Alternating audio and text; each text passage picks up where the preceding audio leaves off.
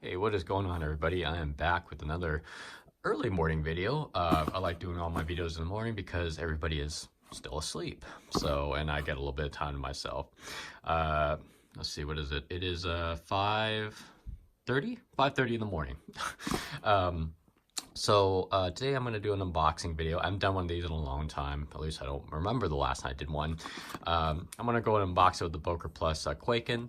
This is a knife I'm carrying currently. So I'll be using this to open the box, and then I'm going to swap it out for this knife that's in here. Now, I got this off of Amazon Prime because I was ordering some other stuff, and I figured, hey, you know what? Why not just have them send me this knife, you know, along with all my other items I'm buying. Make it a little bit easier. This is quite possibly one of the most awkward unboxings I've ever done, only purely because I don't have a table here. But after I get the item out of here, I'll move all this other crap out of the way. As you can see, I'm highly sophisticated doing my unboxing on top of two comic book boxes here. Bet you've never seen that done before. All right, so hopefully I got the real item. If I even got a knife. Oh, there it goes. Okay. I thought I didn't get anything at all. So, as you can see, this is the Kershaw, or this is a Kershaw. And obviously, if you guys read the title, this is the Barenuckle Quadruple 7. All right, cool. Let me go and take this out of the box, and then I'm going to move all this stuff out of the way. Now, because I don't like ruining my boxes too much, I just like to kind of shimmy a knife in here and get the... Yep, I think I just ruined it anyways. There we go. And get this open without tearing the flap off. I really hate doing that. I know some people don't really give a crap. I actually like to keep my boxes in good condition. Let's see, there's some literature in here somewhere. There we go. Cool. Yeah, whatever. Nobody cares about that, I'm sure. All right, so here is a Kershaw Barenuckle. Wow, quite a light knife. Oh. Gotta get rid of this for when my dogs eat it. All right, great. I'm gonna move all the crap out of the way and I'll be right back. Okay, so here it is. Now that we don't have such a busy background going on, this is the Kershaw Barenuckle Quadruple 7.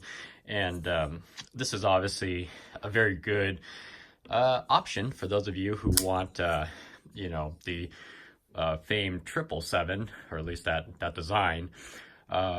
Which I never got one, obviously. And those of you who were lucky enough to get one, oh man, I'm so jealous of you guys. But now I know there's a lot of variations of this design that have come out from Kershaw, the Natrix being one of them. And of course, Microtech had their own kind of version of it, and there's that whole debacle that went on for, oh Lord, I don't remember how long, but either way, that's neither here nor there. But I really like the design of the knife, and I really wanted the original 777. Most of us did not get one, and now if you can find one on eBay, good luck. Hope you have about $2,000 to shell out. Actually, it's probably more than $2,000 if you can even find one on eBay. I just stopped looking after a little while. Anyways, this is a very good, or at least a good version of it that I guess was a great offering from Kershaw, really. I guess it's way too early in the morning. I can't talk. Sorry about that. The Natrix was a very good option. However, I wanted a USA-made version of this knife, and this fits the bill. Has the same great design. It's slightly different, and because I have handled the real 777, Jeff Juice has one, my buddy, so I'm really jealous of him. But this one has the great same great design. I believe this one's a little bit smaller at 3.5-inch blade length, I believe. So, but overall, it's nice and thin. It's really lightweight. Actually, I'm quite surprised of how lightweight this thing is. It doesn't really, I mean, this is nice. I think the website said this knife weighs about, ooh, good Lord, that action is awesome. I just lost my train of thought. Oh, yeah, the website says it weighs around 3 ounces or so. I don't actually have, you know, the website open right now, but I think it's 3.5-inch blade, about 3 point something ounces. And this is like the perfect EDC weight for me.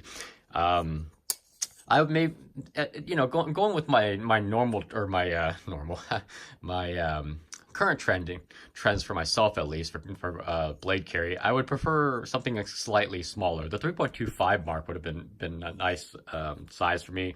3.5 used to be what I like to carry, but this is awesome. I mean, as a first impressions, flips extremely well, and okay, well, it's not the smoothest thing in the world, but it does still flip so far. I mean, hopefully this doesn't, seize up in the middle of this in first impressions video. I have read a lot of Amazon reviews, which is absolutely hilarious to me. And these are people who, are, I'm assuming, into knives. But they're saying that this is absolutely horrible to deploy. And, if you have your fingers on the lock bar, prevents it from deploying, which I can see. Let's see. Yeah, definitely once you accidentally touch the lock bar, it's not coming out. But, for most of us, we just kind of keep our fingers away, rock it straight out. Maybe it takes a little practice. I have no clue, but I have no problems deploying it. And maybe I got a good copy of it. Who knows? But, that's all about a first impression right here. So first impressions, awesome. Really, really like this knife. In fact, here it is.